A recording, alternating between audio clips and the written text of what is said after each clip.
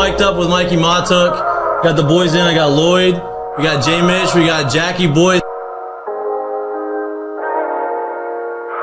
He tried to jump up and he might have knocked it in. Good time. Let's go. What a start to the Monday. I mean, I'm from Lafayette. My boys would come in and say, oh, God. So me and Joe on the ground. I got Joe in the headlock. And he's sitting there. Helmet. He's punching me in the stomach, like, steady punching me. Here, and as everyone's sitting around, who here thinks Ochinko can practice today after having 5 full beers? And he goes, Chad Jones, right? Chad's been with the team 6 minutes. For 7 minutes, right? Chad's like, no, man, I don't think Ochinko can practice today. And I was like, I look back, I'm like, Jesus Christ. I fucking saw you there. You were more fucked up than me. Be on the spirit plane had some issues, I think. She was sleep farting. You heard her or you just thought it was her? I sat right next to her. I smelled. Whoa. What was that? Time to start the show.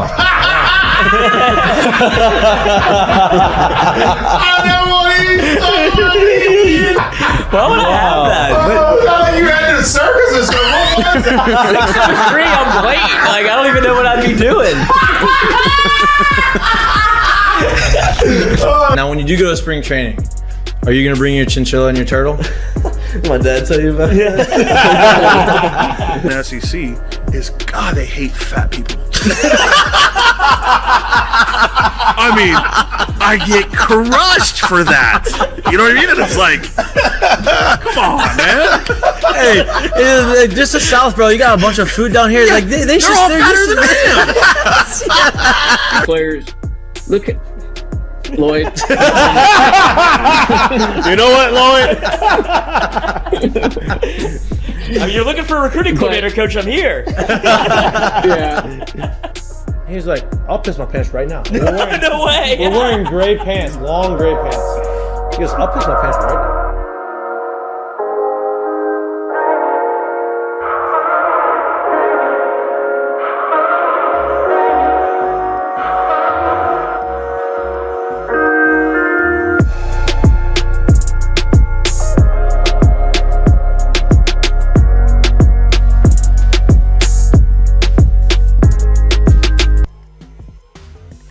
Hello. Good afternoon. Welcome back to Mic'd Up. Today's, huh? Where's the energy? Well, let me get there, Coach. All right, I mean, Coach. geez, you're gonna stop.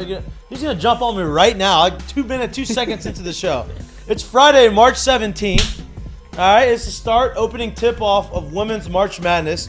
I mean, give me a shot to get into my intro. Need more energy. I mean, Jesus Christ. Just try it again, man. Yeah, I mean, no, I'm not doing. No more restarts. No.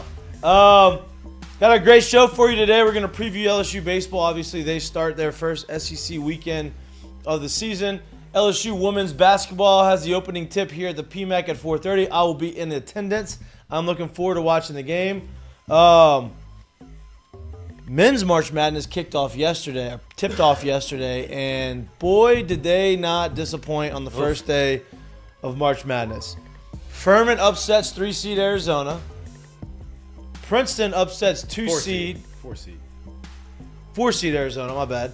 4-seed Arizona. Princeton upsets 2-seed Virginia. No. Other way around. 4-seed Virginia, 2-seed Arizona. Jesus Christ. Princeton upsets 2-seed Virginia. We can still Arizona. restart. I'm reading it. I'm looking at Furman. Y'all both have fucked me up. Y'all should just let me go and said the 4-seed. Y'all both fucked me up early on. You started the show with fucking me up. Oh, okay. Yeah, that's how it starts. Furman upsets 4-seed Virginia. Princeton upsets 2-seed Arizona to start off March Madness. A lot of Who people did had that? Somebody did that. Did on purpose. this? You did that on purpose in the doc. Who did that? I didn't do it. No, Copy and paste I'm it. reading it. I know. So I said, who did it? Because I have it right at the bottom of the doc. So I'm looking at the headlines though. whoever put that in there. I put it in the headlines. I just messed the 3-seed up. I have Arizona. I've just kept reading Virginia and said Arizona. I have Arizona in there. You do have that right. Arizona was projected to win by a lot of people in their bracket. So obviously them losing fucked up a lot of stuff. Virginia's not any stranger to getting upset in the first round. This comes 5 years after they got upset as a 1-seed. The only time, I believe, still to this day, the only time a 1-seed was upset by a 16-seed. So Virginia gets outed pretty early, very regularly. But that's what you get for March Madness. That's going to happen every year. It is inevitable. It is going to happen, and it has already started to happen. So today, last night, first of all, how do we feel about just Louisiana? Love it. Do you? What's wrong with it? The name of the school. Oh, I thought it was just about the state. I was like, it's great. It's a great state. No, we're actually St. Patrick's Day talking coming about, up in Baton we're Rouge. talking about basketball. Uh-huh. What do y'all feel about Louisiana as far as like? I mean, I don't know. They're just trying. University of Louisiana. There's no Lafayette. They've taken that out. That's how they announce it. So they actually played a very, very good game. Did you see the graphic on the screen? Yes. They couldn't fit all of Louisiana in it, so they tried to like put a comma to the top and like Louisiana. Like they made it like a rapper name. And it's just, I mean, at some point they have to give up the fight and just put ULL. Or UL. Or Lafayette. Or just UL. UL. Well, Louisville. Yeah, so there's a bunch of USCs. That's true. They put USC, they put South Carolina the same way. I mean, but I think this is coming from off the top rope from Louisiana's ULL's like sports information. I know this because at Northwestern State we played them in something. I forgot what it was, but they were like adamant that they be called Louisiana on like all of the graphics and all the like every score thing that we put out, like all the box scores and stuff. And the contingency in Northwestern was like, no, you can't just call yourself. It's not official, whatever. So they were going back and forth. It doesn't matter, but it's on UL for trying to keep it Louisiana. So that's why they're trying to shoehorn it in there. University of Louisiana, they're trying to with LSU. I mean, it doesn't. There's no competition really. The whole point of saying this is they played a very good game. They almost won last night. I mean, they lost by 3 points. They forced Tennessee into a sloppy game. Tennessee didn't have a point guard. It showed they didn't have a point guard. But Tennessee ultimately ended up squeaking by 58-55. They move on to the next round. But March Madness is cooking, and I'm excited to watch it. Like I said, admittedly I had not watched college basketball as much as I normally do. And so now I get to just make up for that now. Currently got Xavier on upset alert right now too. But don't flip over to that. Just go ahead and stay here. We'll give you we'll give you the updates. We'll give you live updates. No doubt. Well, y'all will, because I don't have it on here, so y'all will just continue. Yeah, y'all continue to do it. Tomorrow is St. Patty's. Well, today is St. Patty's Day. Yeah. I respect you wearing your green. Absolutely. Did you do that on purpose? Yes, I thought about it. Very cognizant. I just thought that maybe that was just a lucky guess on accident. No. Did you do that on purpose? What? No green. No green. No, I didn't do this on purpose either. I'm not wearing green. I don't have green. People are wanting me to pinch you. Huh? Yeah. Don't pinch me. I feel I knew better. No, yep. Don't pinch me. But speaking fight. of St. Patty's Day, tomorrow. That's when it really starts. I hope you get pinched walking into the arena today. It'd be so great. Just a rando, just straight pinch. Everybody pinching. I mean, that's just a weird. It'd be weird. It'd be assault. really, really, really assault. It's assault. Call the police. Don't pinch me for no reason. Just coming out of nowhere. Tomorrow is actually St. Patty's Day parade. I am very excited about it. The weather is going to stink. It's also the year anniversary of our friends. Your day. I don't even know. Your day. St. Patty's doesn't. Does St. Patty's fall on the same day every day? No, they always do the parade on the weekend. So St. Patty's is a Friday this week, but they do the parade tomorrow. Okay, what is the official like St. Patrick's Day? Like how is it determined? 17th. This is 17th. It's the 17th every year. Yeah. Okay. March 17th. So yeah, I'd say roundabout years, not necessarily exactly. The whitest holiday of all time. Okay.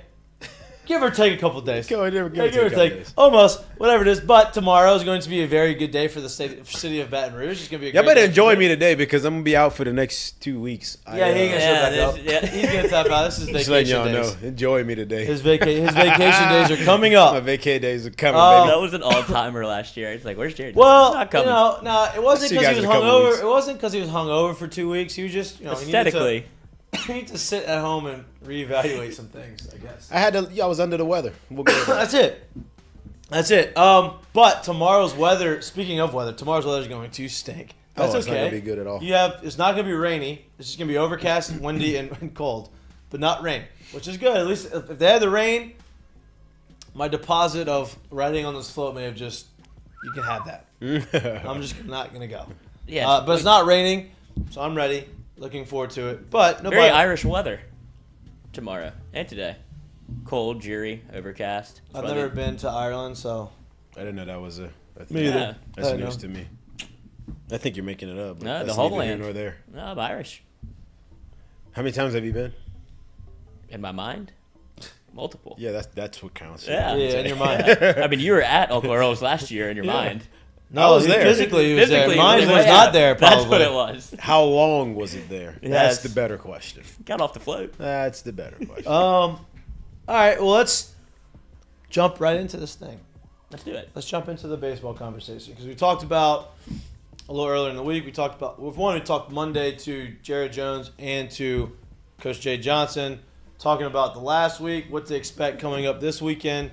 On Wednesday, we spoke a little bit about it, but Friday is the preview day because LSU's games is today at 6:30 p.m., I believe, at Texas A&M. And, you know, whether you want to – people get mad. People talk about, oh, Texas A&M got off to a slow start. Yeah, they did, but they're 13-4. It's not like they are losing a whole bunch of games. They've only lost 4 games. They've won, I think, 6 or 7 in a row, and they're kind of starting to find their groove. Now, going into the year – you anticipate A&M having a very good offense. That was kind of what they were going to hang their hat on. And the pitching staff was going to be fine, but the offense was supposed to be their strong suit. Well, they've had a couple of their veteran guys get hurt, and their offense hasn't lived up to what it was expected to be to start the season. Now, their pitching staff, I think, has exceeded those expectations. Their Friday night guy is a bona fide ace.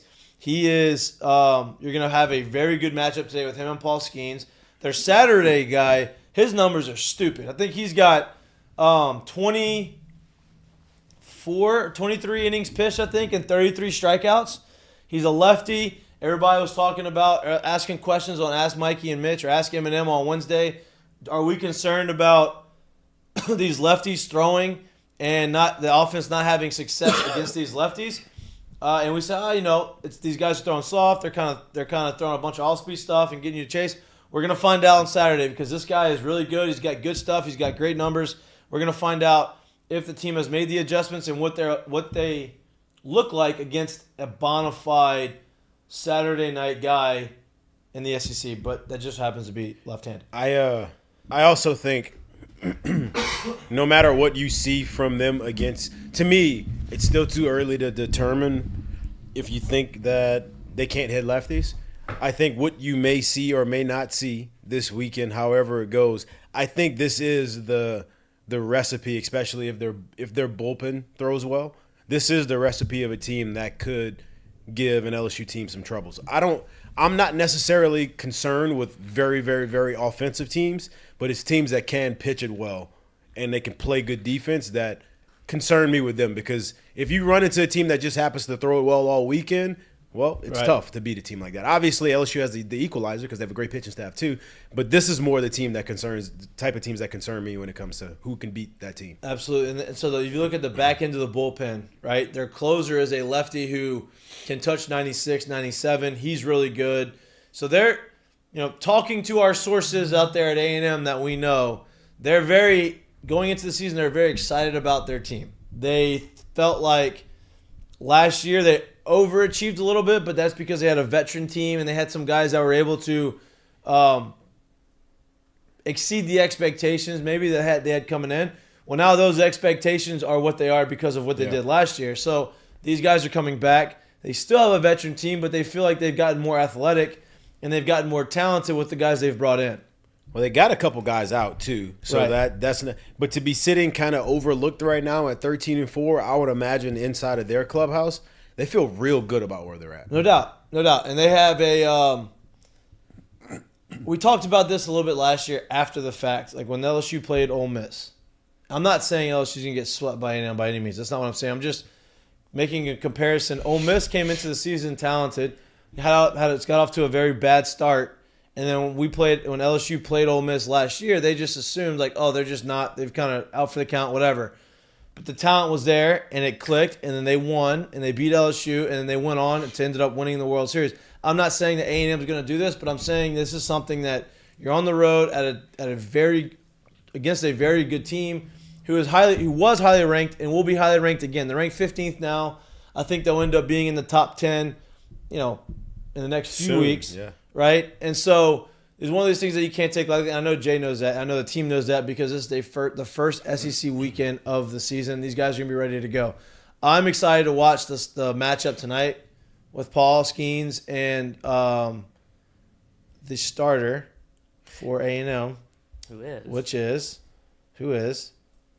I do have it up. Let me tell you. Nathan Detmer. There you go. Thank you. Nathan Detmer is the starter. No slide towards Nathan now. I'm sure he's a fine young gentleman. He's great. He's a great college baseball stats and rosters and other college websites are not very good. It's very hard to navigate through. You can't just click on it. Nathan Detmer, 2.37 ERA, 19 innings pitched, 24 strikeouts. I misspoke. Saturday, guys, is Troy Wansing. He's not 19 and 2/3 innings pitched, but he struck out 33. I say he had 23 innings pitched, 19, but 33 strikeouts. So they both got electric stuff. The Sunday guy is a sophomore who's touched 99 this year. Now, he doesn't have the numbers that they have because he walks a lot. He's 17 innings pitched, 12 walks, 17 strikeouts. That's not the recipe that you want from a guy with that electric stuff. 1-to-1 strikeout ratio is pretty good, but it's not elite. It's not 9,900 stuff. So I've never seen this guy throw. I'm just going based off the reports and the scouting reports and looking at the numbers. But this weekend's going to be a really good test for LSU. You look at the offense and you go through the lineup and you go through who's doing what. Boy, team's hitting 338. The what? The team is hitting 338. That's the team batting average is 338. They're getting on base at almost a 500 clip. If every single one of them dudes ended the year at 338, they'd be happy. No doubt. No doubt, right? The team is hitting 338 right now. The team is hitting 338. You have two guys who are hitting over 400, one guy hitting over 500, and you have four or five other guys hitting over 300. Yeah. So they have put up the numbers. They have done the things that you expected them to do offensively. Competition this weekend is going to be significantly more improved than it has been. As far as what you're expecting to see and what you want to see from them this weekend, what is it? Or something that maybe is a question like, let me see how they react in doing this or that. I'm interested to see two things from Paul really tonight, right? I'm interested to see how deep he can go into the game, and that's going to be based off of, I think, how easily he can put some of these guys away. Like, you're looking at he's going to face his first. This is a last year's basically Elite Eight squad, right? They made it to Omaha. They were one of the last 8 that were there. They were returning Final Four team, I think. Final basically. Four team, yeah. They were returning a good amount of guys off of that team, and they're returning some knowledge, right? I know they've started the year slow. I know they don't have great numbers. I know they're missing, I think, 1 or 2 guys on the offensive side, right? But I don't think they're going to be as quote-unquote easy of outs as he's seen so far. It's not going to be as easy to put away some of these guys. And I'm wondering, how long can he last? How easily can he do that? Because I think that their game plan, especially for tonight, would be, can we get him out of here early? Well, to get him out early means you're going to have to grind out at bats. Right. You're going to have to foul off bastard pitches. You're going to have to keep extending at bats and extending innings by making him throw more pitches. Can he kind of weather that storm and get deep into the game and give the ball up later in the game with the lead? So I'm looking to see that. And once again, on the offensive side, how will they fare against, a step up in pitching, step up in competition? So Paul's got 24 innings pitched, 48 strikeouts. So that's 2 strikeouts per inning. That's as elite as it gets. Right? Like you don't see that very often. That's very hard to maintain throughout the year. It's like Williamsburg numbers. It's Little League World like a rule of Williamsport. thumb as a hitter. You go up there and I see stats on a guy and I see a strikeout in an inning or just above. You're like, all right, well, at least we know he's got an out pitch, right? He can get outs. When I see that, I'm like, hey, bro, you're not going to get many. Get him early because you're not going to get much after that. But it's going to be tough. The beauty of what he does is he strikes guys out, but his pitch count doesn't get high because he's able to throw a bunch of strikes. He's able to control the tempo. He's able to control the game. He's able to control basically how he dictates the at bat to the hitter. Yeah. And so I've been outside of what his numbers actually show and actually like his stuff. I've been impressed with his demeanor on the mound, the way he controls the game, the way he goes about all those types of things. So I'm interested to see how does that translate on the road with a true road game against a team in an environment that, obviously they're not supposed to win. So like they're going to be ready to go. They know how good he is. He's got the target on his back because he is the guy right now in college baseball on the mound. And anytime you faced him as a guy like that as a competitor, you want to win, you want to beat him, and you want to be the team like, hey, you know what?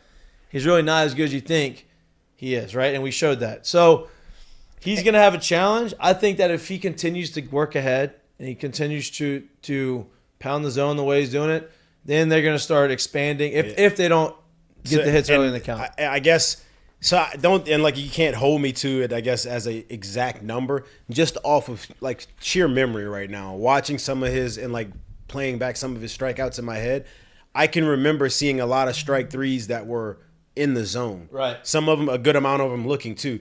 Once you get better competition, those guys are going to find a way to either spoil those pitches, put them in play, foul them off, do something, right? So the key is somebody that's been so good at throwing strikes, right? Can he, once again, like you said, get ahead early? Can he start expanding once they start to either foul it off or put balls in play or find ways to get 2-strike hits? That's what we'll see because that's like the next level for him, right? Mm-hmm. To be able to not only control the zone but now manipulate it as well once he gets ahead in the count. Lloyd, what do you want to see?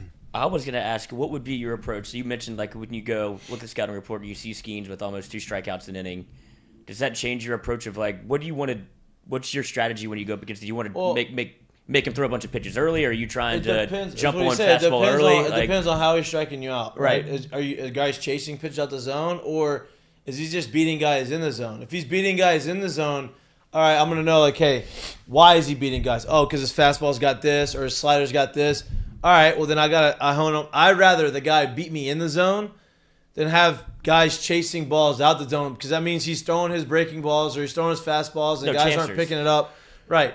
So I would say, you know what? This guy is beating a lot of guys, striking a lot of guys with strikes in the zone, getting ahead early in the count. I would be ultra aggressive. And I really wouldn't change my approach as far as like where I'm trying to hit the baseball. Yeah. So like I look at the numbers and I see he's had 4 starts. He's 4-0.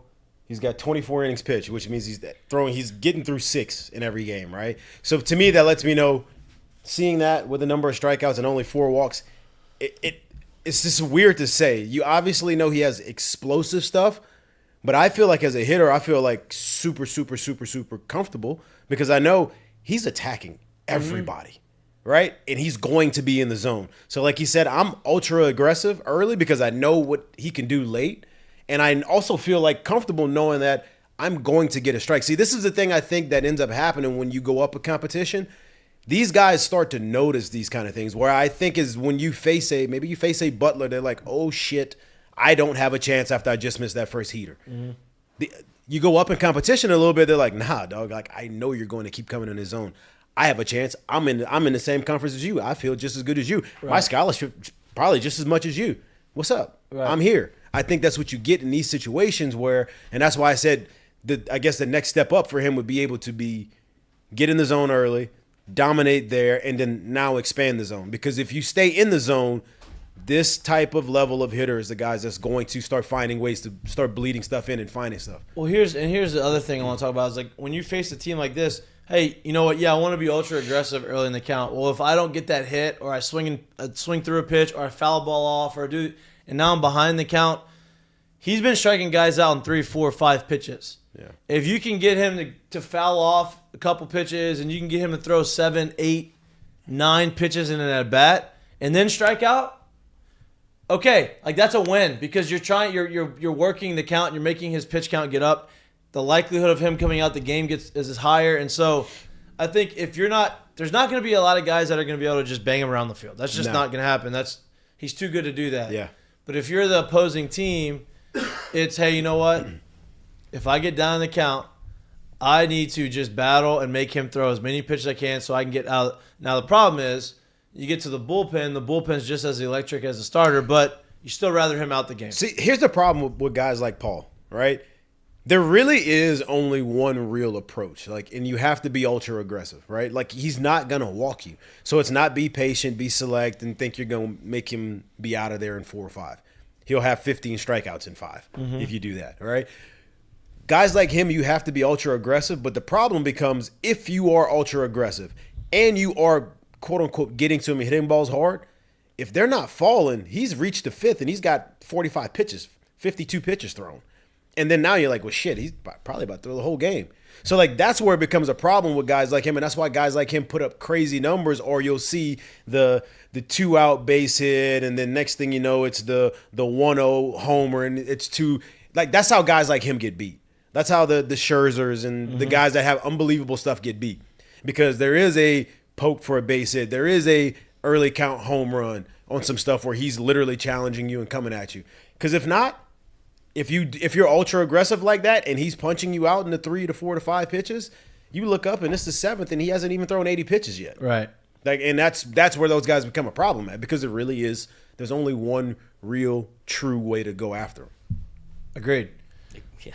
Well, why'd you say it like that? Because it's crazy that it feels unfair a little bit. If it's multiple ways to try to attack him, but none of it seems like it's very a prevailing theory in which works. Obviously, I don't think he's going to go undefeated for the year, but the confidence level is so high when Skeens pitches. I think it's minus 183 for the run line. Do they run well as a team? I think that's something else that would the Texas A&M team. I think that's something else that would kind of be interesting to watch this game, because I remember watching him early in that Iowa game, and he was very out of sync once he got to the stretch.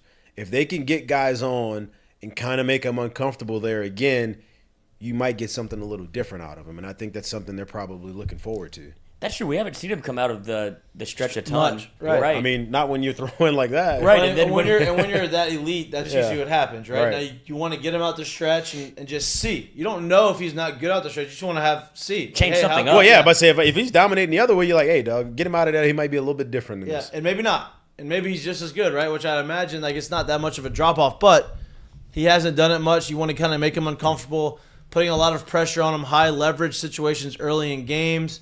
It takes a toll on a guy throughout the course. Now, if you do it first inning and he kind of ease off and he's able to just cruise, it's different. But if you continually put pressure on him, it makes it tough. But that's what makes him so good, because he doesn't allow that to happen very often.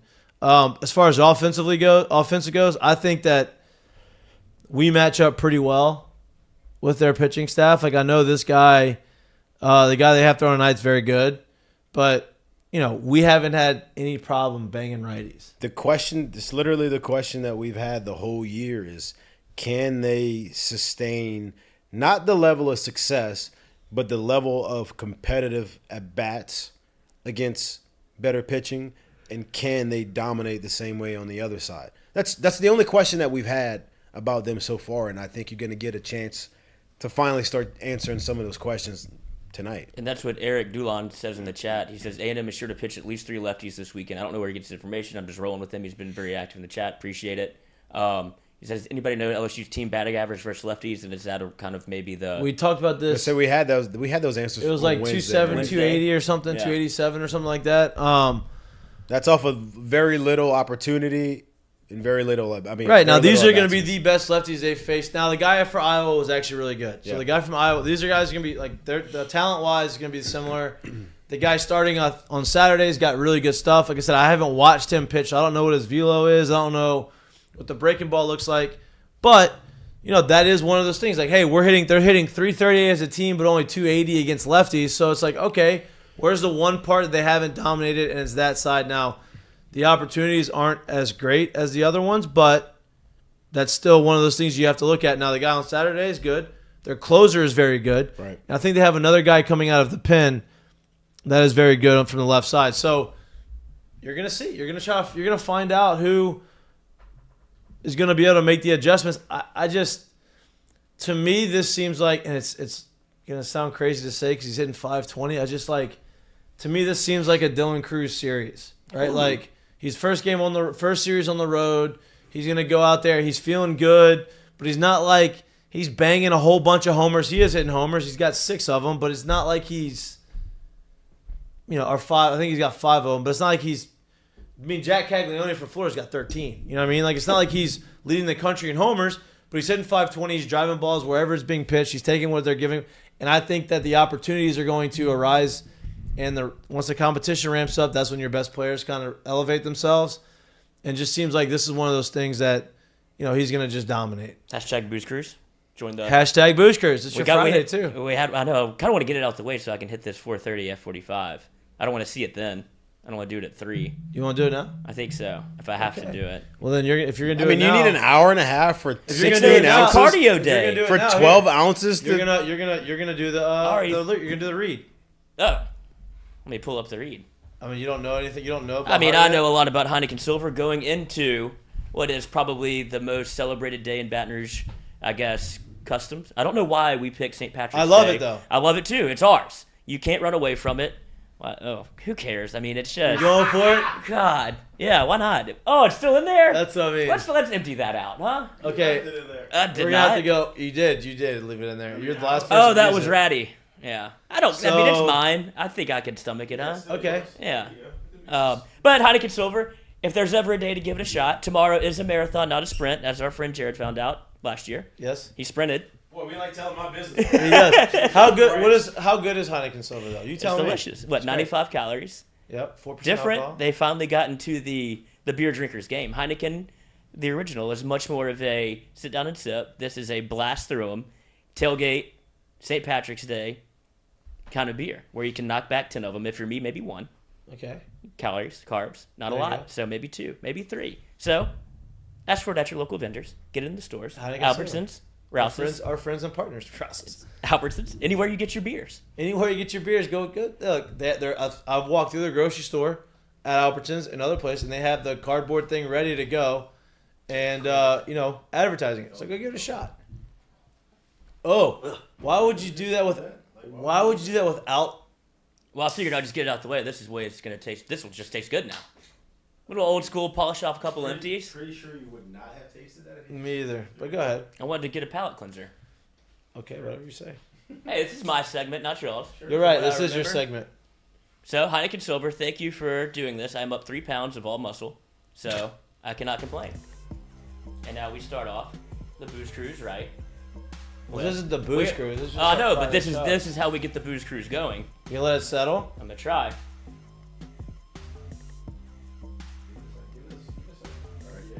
Okay, go for it. There we go. Look at Ah, gum in my mouth. Ugh, Lloyd. I choked on my gum. God damn it! Are you kidding me? I almost choked, dude. It went right down my throat. Are you kidding me? Oh man, I'm glad it's been on my laptop. This is getting posted. Oh, Are you kidding almost me? died. Are you kidding me right now? Almost died. Are you serious right now? Have you ever? That would have been 7 That's years. the most embarrassing thing I've ever No, done. I don't even feel bad about that. I almost died. That was terrible. The gum was stuck in my throat. Oh my It god. almost killed me. It hit my little whatever that thing is, the punching bag back there. The little jiggly thing in the back Yeah, of your throat. Oh, I had like I'm shaking. I had like a near-death experience. He said I was shaking. I mean, that was. Holy shit. Now, okay, It hit me so fast. Can we go get a towel? Yeah, I got one. Oh, it's all in my lap. You know what? Oh my god. I almost died 2 times now. That was legitimate. Gum got me. What do you want from me? Wow. Happy St. Patrick's Day. Heineken Silver. Get him wherever you get your beer. Oh my god. Booze Cruise is on. Boy, you better hope he hits 5 of them this weekend so you can redeem yourself. Need a liquor sponsor also. Let's Oh get my that smoother. god. Oh, thank God. I mean, It'll work out. I am so See, I have no shame in this game. disappointed in you. It's the gum. I mean, now he's gonna smell like beer in here. That effort deserves like 2 shots per. He should clean this up. Like, Oh, I'll clean it up. I clean it up every day. Well, you shouldn't have anything on the ground. Well, I panicked. I thought I was going to die. You've never swallowed gum before? Not in that manner, no. It was like a lot of liquid coming in at once with gum. It's like, yeah, I didn't want it in my drink. Boy, you just lost poise right there. I did. That was straight panic. I was choking. Hey, he Oh, might look at have. Bill Murray. Listen, he might have had, I don't know, 4.5 ounces in it. And he Well, spit it all out. that's how you know it wasn't It wasn't the beer. It was the gum. I didn't expect that to be in there. Bruh. Should have taken the gum out. I usually do. That was an all-time worst. Right. Well, I mean, I don't know how we get back on track after that one. You know what, in the show? Start it over? No. That was so bad it seemed staged. That's Yeah. how bad it was. No, that's how you know it was actually the gum. I mean, look at your pants right now. I get further along with that. I mean, it looks like I Ain't cool unless you pee your pants. Yeah, consider me Miles Davis. I mean, dude, you are. That was tough. You're Man. one of a kind. Thank you. One of one. Boy, You are that's one the of definition of a swing and a miss right there. Wow. I don't even think I got in the box. I think Coach yanked me right before I stepped in. If we had a kangaroo court, you'd be all in that. That thing wasn't right even a now. swing. No, that's Max what I'm fine. saying. I think I got. I mean, good morning, good afternoon, and good night right there. I think I was. I don't even walking- think you. I don't even Yeah. think you. I don't think you took a bat to the plate. Like I think you just went up there just. Actually, you know what he did? He took a broken bat to the plate. Yeah. I mean, So the minute he swung, it snapped in his hand. I think I was more of like was on the lineup card. Coach saw it, was like, actually, about to step in the box. Like, we're gonna pinch it for this cat. You don't even get to swing. Well, let's try. Scared to look at the chat. Let's try to get past. I want you to look at the chat. See, you deserve everything they give you. yeah, you deserve all of it. I can't believe you just did that. My kid was watching. Yeah. You're so stupid. My kid was watching. Let me babysit. Well, you know he ain't gonna drink with him. He can't drink with him. Wow. Anyways, Everybody's making fun man. of my gag reflex. I've never tested it, so now I know I have one. anyway, back to our baseball conversation. A lot of help in here. All right, maybe I'll bring the funnel home in practice. Whatever you want to do. I don't know if that's good for you either, but whatever you want to do. I can still work out now. Let's get back Got to like 10 calories. Yeah, let's get back to this conversation. Man. As far as what you want to like, not what you want to see from the weekend, but like a surprise guy or something that, okay, this guy's role is going to increase. What do I think? So for me, I thank you. Let's clean that up. I think I know what you're gonna say, or who are you gonna say? For me- you might need more than two, Coach. I'm looking forward to watching Chase Shores come out the bullpen and see how they utilize him and how are they going to utilize Gavin Guidry, right? I knew you were gonna say that one. Because Jay has come out and said, oh yeah, he's going to have more opportunities in that role in those types of situations. Does he mean this weekend? Does he mean like where is that role going to be? I'm anxious to see what happens in that, how he manages the bullpen now that you have two guys in the pen that really haven't been in the pen, or you didn't think they were going to be in the pen all year. I'm anxious to see, and I've touched his name a lot, but he's worn a good amount of different hats already this year, and then now with the step up in competition, and he's been asked to do a couple different things. I'm interested to see where Paxton Kling and how he plays this weekend, right? Mm-hmm. Like we saw him at the beginning of the year at the top. We've seen him at an 8 or 9 spot.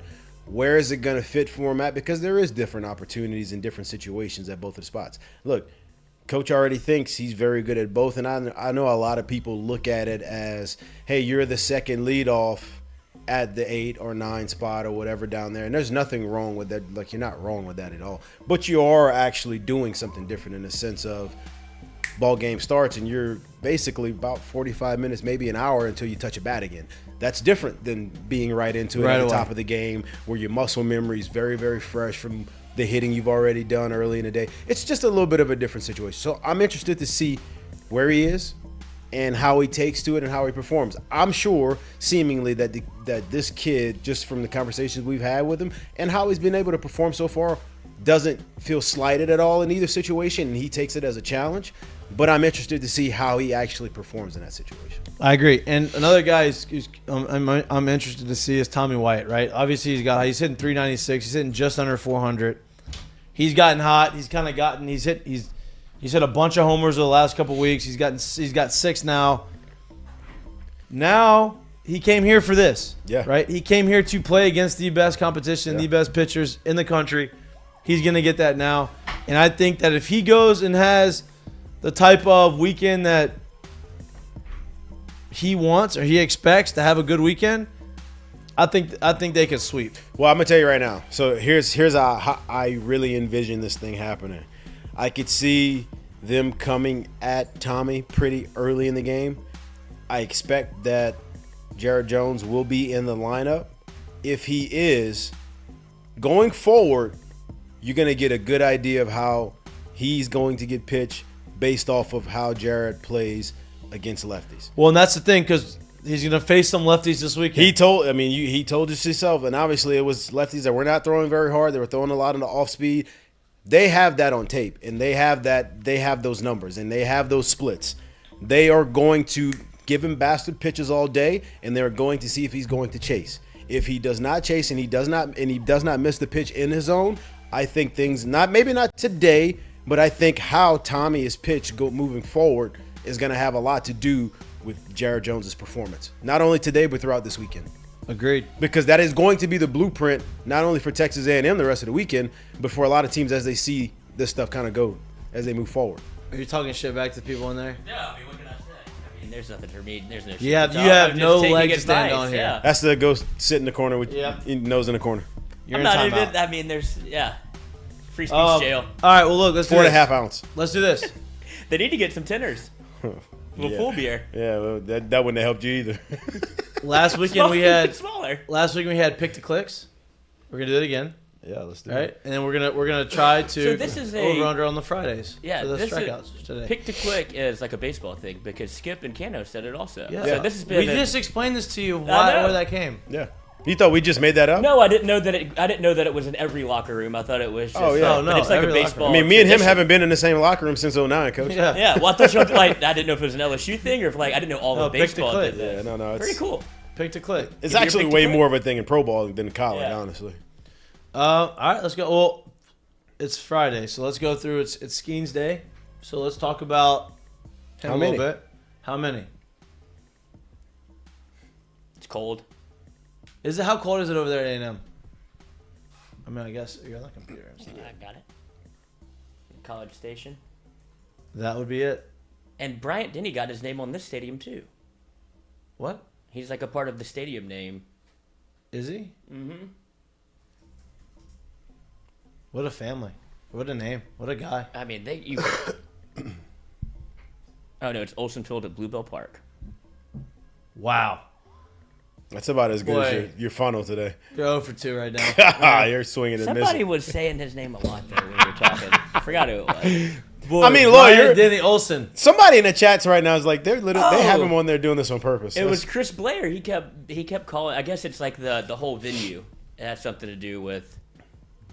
It's- Whatever you Don't say. get Right, sidetracked Denny. here. Give Yeah. me What's the the weather. weather? Give me the weather report, Don't get weatherman. sidetracked here. College Station weather. Tell me the weather, weatherman. Weatherman. Balloon.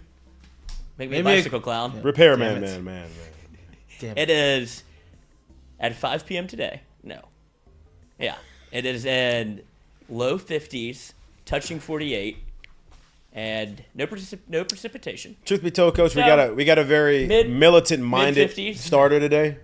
Obviously, He's I pitching don't- the cold. I don't think it's gonna bother him much, but I But can't. it could go the other side. It could bother the hitters.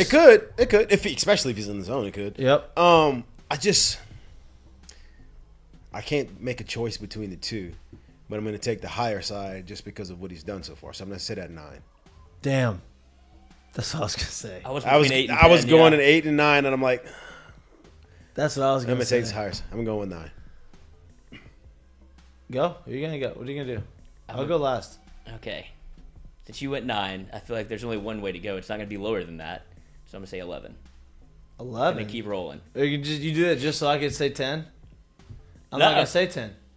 I think he's going to strike out 8 tonight. I think he's going to go 6 innings, 8 punchies. No, 7 innings, 8 punchies. 7 innings, 8 punches. I like it. I want to go 7-9, but I can't. That's tough. So I like it. he's going to get to 7 this game. 7 innings, 8 punch outs.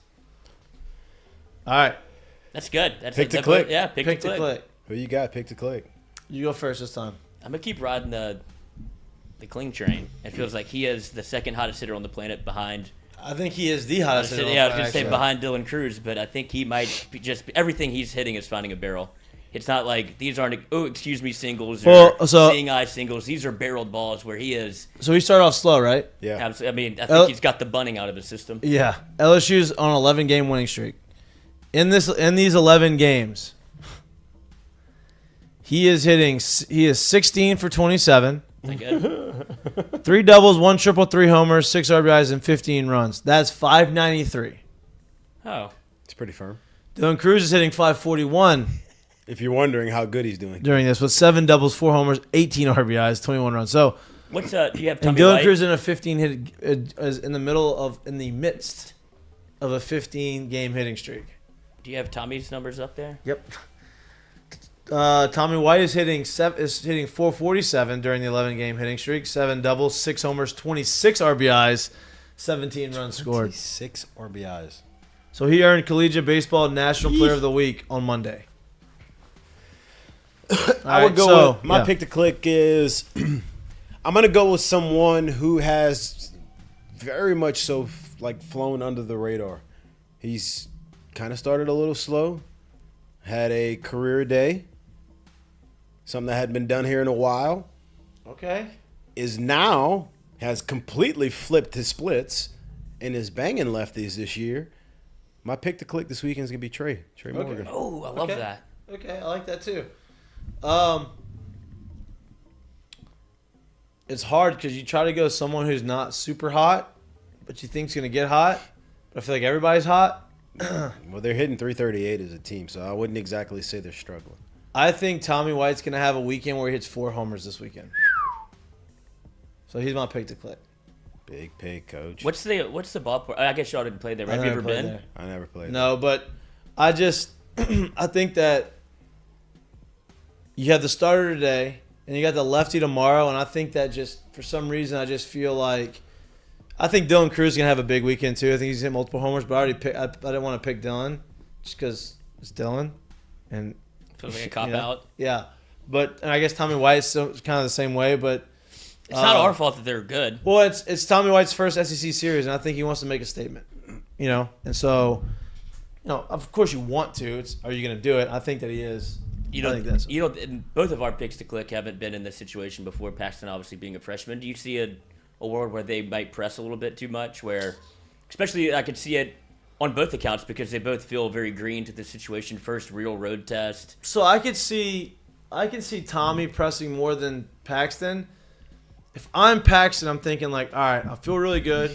I'm playing really well. I don't have to be the guy on this team. I just need to keep doing what I'm doing, and I'll be perfectly fine. If I go 0 for 12, doesn't mean we're going to lose a series. If Dylan Cruz goes 0 for 12, that's probably not good, for the team. But that's for the reason why I mentioned, or who I mentioned earlier, is the reason why I wouldn't pick Tommy in this situation. It's simply because I want to see what improvements, what growth that a Jared Jones can give. Because I do think what Tommy you just mentioned it, dude. Over 11 games, he's got 26 RBIs. Yeah, I'm not fucking pitching to that. Right. Are you pitching to that this weekend? And if I go into the weekend with the scouting report and how we want to attack players, and I go down the lineup, I don't really care what the names are. If I just literally gave you the numbers over what they've done over the winning streak, why would you? I'm not pitching to him. Right. Who's behind him? Oh, there's a freshman behind him.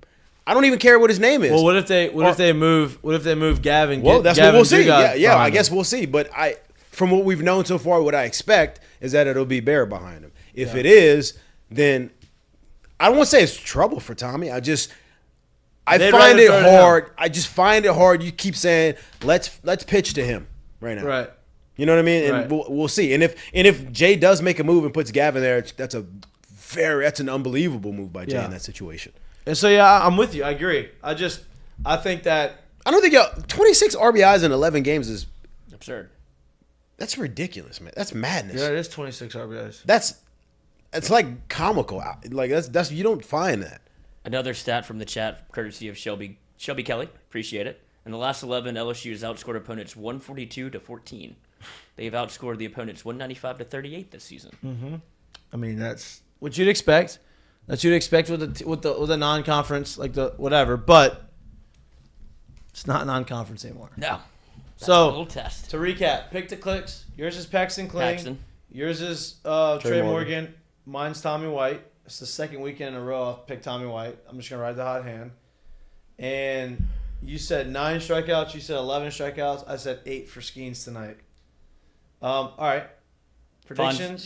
We have Fonzarelli with his prediction. He says 7 innings, 7 Ks. Hunter Fournette, 7 innings, 10 plus. I can't say 10 plus. I You gotta give me Hunter. number. Yeah, you've done a lot, Hunter. Hunter's That's a cop out. Hunter's riding high with his game. Don't you right do now. that. Can't give me We'll get 10 to plus. that. I told you it was 10 plus. I mean, where? How You many? struck out 15. I told you he was gonna strike out 10 plus. I told you. I mean, hold his feet to the fire. Get a real number in there. You're gonna have to put a lot of money on that to come home with something besides like, what do you mean 10 plus? Yeah, you can't. You're not bragging about that at the bar. Uh-huh, I what? told you to get more than 10. What else? That's it. That's all we have so far. Okay. And another quick stat. The guys, I mean, they love baseball. Love that. Florida's also had a bullpen that blew up that gave up 5+ runs to lose a game. So, obviously, if you're able to get to the bullpen, that's obviously a strategy in baseball all the time is kind of get through the starter. I think that bodes for both sides if you can get Getting to the Skeens out bullpen, the game. getting to the bullpen, it's a misconception, right? I think you're gonna say exactly. We're starting the weekend on Friday night. Getting to the bullpen early means a shit ton on Friday night to get to the bullpen. Don't mean that much on Sunday. Right. If the starter on Friday went 7 and the starter on Saturday went 7, because guess what? They fresh as hell back there. Yep. You know? So getting to the bullpen on tonight means a whole lot more than it would the rest of the week. Absolutely, and getting to the bullpen early in the games, right? Like, listen, getting to the bullpen, you can get to the bullpen in the 6th or 7th. You ain't getting to the bullpen the part of the bullpen that you want to in the 7th. Yeah. If the guy's out in the 7th, these are their guys throwing in the bullpen. Your own schedule. Yeah. You're on schedule. If you get to the bullpen in the 4th, Now maybe even early in the 5th. Yeah. Maybe like he's got to get more than one out in the 5th. yeah. Now you're in a, yeah, now now you're we're in a getting spot to the where okay, now we need the bridge guy to come in. Yeah. And that's where you're able to, all right, this is where we take the next step and we score some runs. So I think that's huge. And I think that you're right. If you go out and you get to them early on Friday, I think that it bodes well for Sunday. And we'll see. All right, let's go through, before we get to our first break,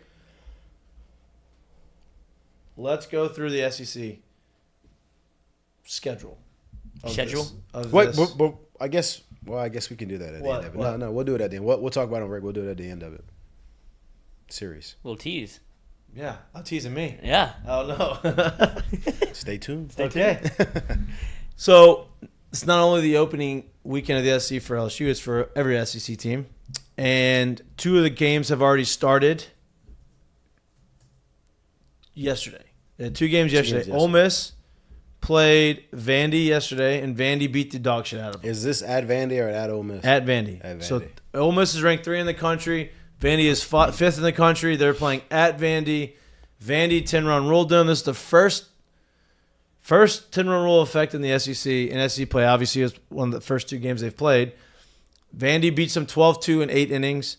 Basically walked them off. Vandy was kind of slept on to start the year too. A little right? bit. Yeah. They're ranked out of the top 10. For what I you've think. seen. Yeah, they were outside the top 10. Yeah. And are really right at 10. So they go and beat the crap out of Ole Miss. And Florida beats Alabama 3-0. Their pitcher threw a 9-inning shutty. 1 hit shutout against Alabama. Alabama's got a freshman on their team that's got double-digit homers. He obviously didn't hit one last night because they didn't score. And Florida's got Jack Caglione, who's a sophomore, 6'5" first baseman / pitcher, who's hitting 390 with 13. Hey, and I'll just say this too. So the people that think that LSU's schedule has been soft and weak and this I don't and even that, know what their schedule is. I don't know what their schedule is, but either they're playing in some absolute bandboxes or this guy's the schedule's or that guy's the best player in the world or that schedule's soft. 13 homers this early before you even play 20 games or right at the 20-game mark that's a lot. I'll go through it. So they played Charleston Southern opening weekend. Okay. Then they played South Florida for 2 games during the midweek. They lost. This is Florida too, by This the is way. University of Florida. They lost to South Florida midweek. Then they had Cincinnati. Then they were at Jacksonville. Then they had Miami. They beat Miami 2 out of 3. A bunch of runs were scored. 10-4, 14-6, 14-4. They've scored a ton of runs. Yeah. Actually. I mean, they have. Then they played Florida Atlantic. Then they played Siena. Then they have North Florida. Okay, so They've played 20 games. 1, 2, 3, 4. They have, I think, 18 games. 17 games out of the 20. 16 games out of the 20, they've gotten to double digits in runs. So they're scoring a shit ton. So you're either looking at the best offensive team, right, or possibly in the country, or maybe that schedule's a little. And look, if I really want to do some work, I probably could go look at all of their, strength of record, strength of schedule, and all that stuff. But we're just gonna go based off of what we're seeing here. Yeah, we can kind of give you what we really think about it without now actually seeing the real. Some can say the same about LSU too, right? No, I agree, but I'm just saying, exactly, for sure. But 13 homers is, regardless, you got to hit him. He's got 13 of them. That's it. Those are the three that those two are two of the ranked SEC matchups for the year, right? Alabama's 24th in the country, Florida's 6th, Ole Miss is 3, Vandy's 5, LSU's 1, Texas A&M is 15. Those are the only three matchups you have against ranked teams. But you also have Arkansas, who's got 2 losses on the year. You've got South Carolina, who's pretty hot. 1 loss on the year. Only 1 loss on the year. Now I think their schedule's a little Kentucky 2 losses on the year. Right. Look, this is what happens, right? You get to the SEC and you have teams that haven't played the other teams. You have Tennessee is ranked 2. They're playing at Missouri. 5 losses is the most by anybody in the SEC right now. So who's got that? Mississippi State and Vandy. It's the only 2 teams. Vandy's got 5, and they're 6th in the country. 13-5. Oh, Vandy had that tough weekend. I think the first or second weekend of the year. I think it was the first weekend. Yeah. But I mean, I guess the reason why I'm saying this is because I can remember. I want to say last week LSU was playing a team that had 6 losses already. Right. You're going to start this thing where 5 is the most by anybody right now. Yeah. I mean, LSU's got A&M this weekend. They got Arkansas next weekend. They got Tennessee the weekend after that. It's going to be the first 3. I mean, Arkansas 7th, Tennessee's 2nd. Like, A&M's probably a top 10 team. Like, it's tough. It's tough. But that's what makes the SEC so much fun. All right. What do you just through this point, just a quick question. What do you think has been the most impressive thing about LSU so far? I'll say this. It's 5-5, guys. Because I think the most impressive thing so far is expectations being so high, like almost you can't live up to them. I think them doing what they've doing, starting the season the way they've started it, is impressive. Like living up to those expectations that were put on them to start the season, because they have. There's not one thing you can really look at this team and say, "Oh, I wish you did this better." Like they had that one little fluky hiccup loss, yeah, and that was it. I think that for me, that's it. I would say, I guess if I just went like I named some other stats that I thought was crazy, but I would say the what is it? The strikeout to walk ratio as a hitters I thought was crazy, especially over this winning streak. The team batting average right now I think is pretty crazy. The most impressive thing I think they're doing right now is what they're doing on the pitching side of it. They, as a staff, are holding hitters to a 153 average on the season. That's impressive. And that's coming from where we had heard this is the most from people inside the program that this might be the most talented and most impressive staff they've ever seen in a college uniform together. To be living up to that and doing it at that tune, to me, is crazy impressive right now. Yeah. Lloyd, you got an opinion? What I would say is living up to the expectations so far. I am interested to see how this weekend goes. Obviously, it feels like, but the chatter around the LSU baseball program from outside the program is prove it. They obviously are putting a lot of weight on what LSU has done and against the I guess lesser competition. But in my mind, the way that they've handled the competition is what's been the most impressive. Like they ain't squeaking out wins, coach. They're pummeling teams. I mean, to the point where Hunter Fournette had to go and message DraftKings to get his money because they weren't playing full 9-inning games. Yeah, so I mean, I have the DMs pulled up. I'm about to put them on the screen, but I mean that's how dominant LSU has been. They didn't even have rules in place. If you don't know who Hunter is, he's a avid listener of our show. He's Yeah. in the chat all the time. We appreciate that. Thank you. Basically a moderator. My right hand man, producer. There you go. But he found that We probably need one of those. that'd be Probably great. need to give you a right hand man. But it just goes to show how dominant LSU's been, because even websites that are basing their entire, like, they're trying to make money off of this, and they don't have a system in place for LSU 10 running teams, 8 of the last 9 games. So he was betting LSU. It should have been 9 of 9. Right. If UNO didn't agree to play 9.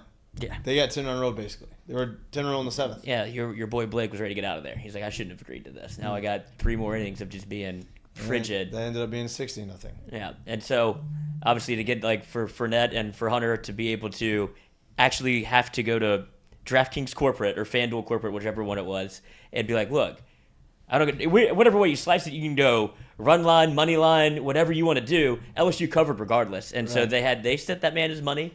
But he had to fight. He had to fight the big wigs up at corporate. He got it though. But he got it. They're not gonna make that mistake. I bet you they continue to pay people out now that way. Oh, there's got to be some sort of, like, contingency in place, because they had one for the World Baseball Classic, so they just used the same rules that applied in retroactively. Speaking of the World Baseball Classic, they have had a bunch of viewers. Yeah, people like going rightfully to the games, too. And no doubt, it's been electric. It's been awesome. Oh, do you see that? What is it? Mike Trout talked about it's the most fun he's had on a baseball field. I'm gonna be honest with you. Was because he's winning. He's never been in the playoffs. Yeah. Well, hey, I'm gonna be honest with you too. Like, the crazy part about it for me is I don't understand how baseball misses this one. Could you imagine, like, this isn't the playoffs? This has a lot to do with how MLB is viewed, honestly. But, like, this would do a huge favor to you as Major League Baseball by making sure that the masses of people can see this. And to have these on FS1 and FS2 to me in my account by baseball is a loss, right? Like, not many people have it. Not many people are going to search for it and look for it, and not so. I feel like you've lost some viewers, even though you obviously have the hard, like, baseball people watching this. I feel like you've lost some viewers of what you could have by not getting this on a super mainstream channel. It's a different. And the problem is it's the same time as March Madness and like that, obviously, but it's different brand of baseball that you're going to get than you see in the big leagues. Mm-hmm. Like, it's a lot more. They're paying for their country. Like, it's a lot more passionate. It's a lot now. The Mets probably aren't very happy right now because their guy is out, Trumpets torn down. patella tendon, out for 6 to 8 months. They say it seems probably for the year. Yeah, they said the year. Yeah, and that wasn't even. I don't think he's got a chance to come back unless it's literally in the playoffs. I think he's on the shelf. Could you imagine that 24. intro if he comes back in October with the trumpets going again and he gets to come? I feel close bad the for playoff him, man. game? That's tough. That's tough. $21.5 million was annual salary. He's getting paid guaranteed? that. Yeah, all guaranteed. Oh yeah, I mean, you can't feel too bad. I feel bad for the Mets. Hey, I feel bad for the Mets, but, like, if you are the Mets, do you feel like some kind of, like, slighted by the actual tournament? Like, when it comes around again in 4 years, are you like, I don't know if I want my players to play in it? Like, how do you approach that? Because I feel like the way I see it, I'm just like, tough pill to swallow. I think same way. It was just a freak deal. Like, I would want my players to do this. Yeah, And good it's exposure. One, it's good exposure. Two, I get to make sure you show up here ready to go because you don't have much time, right? Like, you don't get a time to really kind of mess around in the offseason. Like, it gives me a chance to make sure you're ready to go, so you don't take basically the month of April to get in the game. Right, for sure. That's a so good like point. that's another point to it too. Like, I actually want you guys to do this. Sucks that this happened, obviously, but, like, I wouldn't be discouraged the next time it came around. But I can't say that'd be the feeling across the board. Yeah, no, I'm with you. I think that these are more high leverage innings, high leverage games. Like, you're not sitting in there. Now it's up to the player to be ready for that, right? Because there's no ramp up period in spring training. But usually the people that are doing ready. it, they've gotten themselves for sure. Like, spring training started for them a month earlier. Yeah, and they're ready to go. But it's the competition's ramped up, the intensity's ramped up, which means the pitcher is going to be more in mid-season form earlier when the regular season starts. So I'm all for it. Well, don't you think that the only people that this might impact would be Team USA? You already saw they didn't have any of their pitching. Well, that's what you see. You see most of the position players that want to play it. The pitchers are off of it because the pitchers want to stay on their schedule. Right. Not only that, and I'm sure they're scared of maybe not that injury in particular, but some sort of arm, elbow. Here's the two different things that usually happens a ton. Is you get a lot of American guys, especially guys that are big league guys. Coach, they don't touch a ball maybe until January. maybe sometimes some of these guys don't touch a ball until they show up in spring training. You get a very good number of these Latin American guys who will play year round, who will play some sort of winter ball. They treat it more like the NBA players treat the NBA, where they're not, even if they're not playing, they're playing. They don't have as much of a dead period, if that makes any sense. So those guys, and two, they take this situation as like, just like they do winter ball. Like they go play the Caribbean series, but the Caribbean series is literally Dominican and the Venezuelans and Puerto Rico. Like it's country. They're playing for their country again. This is another tournament to play for their country. Right. So like it's just, it almost seems like they take it way more serious than you do on the American side. And it's simply because one, they play pretty much year round, and two, like the American side of it doesn't really, they're not used to throwing a baseball in November. They're not used to throwing a baseball in December. So to do it once every 4 years is like, man, is it throw you off for the rest is of the it year. worth it? Is my body ready? Blah blah blah blah blah. All of that. Where a lot of these Latin American guys, a lot of them play year round, like a lot. Do you see America getting more involved in something like that? Like maybe not the World Baseball Classic. I see the same thing what kind of just happened this year. I think this is the first year where people like took it serious, and took it serious means like you get a lot more of the frontline position players. I still think a lot of pitchers do the same thing. Mm-hmm. It's gonna be hard. Yeah. It's gonna be hard to convince them to do that because it's just so much golf to be played. They have their routine. Like they have their, they want to build up. I mean, they're getting paid. They're doing this, and it's not worth the risk. Yeah, right. And some of those, like I said, some of those Latin guys, that part of their routine is I'm gonna pitch a little bit. But here's the deal: this is gonna give opportunities to younger pitchers to go out and make their name, like the kid from Nicaragua, and he comes in and he's got to deal with the Tigers. You know what I mean? That's a great point you just made. I think if it turns into something great for the American guys, you may start seeing teams top flight prospect or the guy that just made it to the big leagues last year that was a top flight guy actually take this stuff serious and want to go pitch in it. No doubt. And think of it as this is a chance to propel myself in the big leagues much quicker than it would have been had I just said spring training, go into the season. You might see that. No doubt. All right, let's take a 2-minute break, and then we'll come back. We'll reset. We had a lot of conversation about baseball, which is good because it's baseball, but we're going to come back on the backside, talk a little bit about March Madness. We're watching some of these games. Some of these games are going down to the wire. I mean, this is the Is this UC Santa Barbara? Yeah. 14 seed playing with Baylor a little bit. What, 9-point game? It's a 9-point game now, but it's hovered between 3 and 9. Yeah. For the last 4 minutes, and I mean, how's that not a foul? No foul. How's that not a foul on the rebound? No body right there. Wow. All right, we're gonna take a 2-minute break. Before we go to break, though, I'm gonna give a shout out to our friends down at Evco Development, who have the solutions for all your development needs. All right, we're gonna write them a new tagline. This is I think we just did. Yeah. Of all your solutions. It's like prestige worldwide. I don't really know what it is, but I know it does something. Well, I think we know what this does now. I think we know what I think you know. I've always known. I think you know what EFCO Development does. What is it? What do they do, Lloyd? EFCO. Let me pull up my cheat sheet because I couldn't be more in the just confused. They are a civil construction company specializing in site drainage, site utilities, earthworms, site clearing, house pads, ponds, demo work, hurricane cleanup, and then they will also clean up your duck blind and help you settle that up too. Everything for the girth. Big earth. If you're interested, if you're a guy, if you're a developer, you're somebody who needs a civil construction company, who do you call? You call Tyler Leday. 318-229-5585. That's Tyler Leday. 318-229-5585. The shirt's courtesy of Tyler Leday. All Leday Affair. We got the Masters coming up again. Bang. So he does a party every Sunday. I mean, every year of the Masters on Sunday where Big Gene hops on the grill. And we just sat out there for 5 hours at a time. Everybody puts their phone in a bucket. You know what this Sunday is for Masters Sunday, right? I don't. It is Easter. He has risen. Tiger's back. Will be. The Mahtook household is hosting Easter for the family. Oh, matching outfits? No, that's only Christmas. Oh. It's only for Christmas. So we're excited. Jesus really takes up a lot of holidays, doesn't he? You nab 2 of them. But they're all fun. They are all fun. They're all fun. A lot of mythical people on Jesus' holidays, too. Easter Bunny, Jesus. Santa Claus. Hey, wow. You don't know how old the one kid was watching. Yeah, you're How gonna Ruin it for him. How old? We don't know. probably still believes in Santa. Sorry. I believe in Santa too, actually. Let's switch it around. No, me too. You know what? Let's just go to break. Alleged mythical creatures. Yeah, mythical Alleged. doesn't mean it can't be real. Right. Just haven't seen him. Right. Exactly. Germs and Elusive. Jesus. We'll go with elusive. Have to have faith. Yeah. We'll go with Have elusive. faith. There All right, you we're go. gonna take a 2-minute break. We'll be back on the other side talking a little bit of basketball, and then ending the show to our segments. We keep saying we're gonna move the segments up. We're not going to probably. So we're just moved gonna keep doing it. The We actually Heineken got a lot promo of we got a lot of entries for our bracket. Really? I think.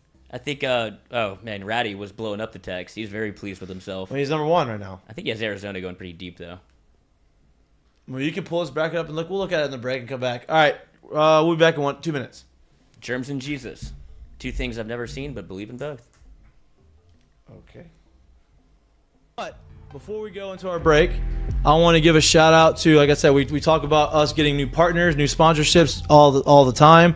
We have a new sponsor, and you've probably seen them on the top left corner in the little spinner logo. FCO Solutions. Our friends on at FCO, they're out of Lafayette.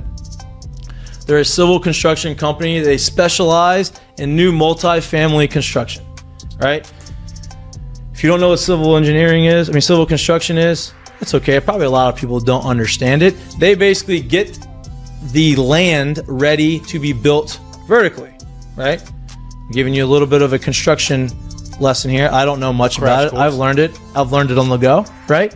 They specialize in site drainage, site utilities, earthworks, site cleaning, house pads, ponds, demo work, and hurricane cleanup. So they do anything that involves dirt, basically, or the earth. And a lot of that gets done before, it has to be done before you are building whatever development you are trying to build. So our friends at EFCO have been fans of the show. They are really, really good people. They're down there in Lafayette. If you know anybody from Lafayette, you do know me. Mitch is from New Iberia. I'll consider that Lafayette's 337 area code. There you go. 337 area code. They are unbelievable people.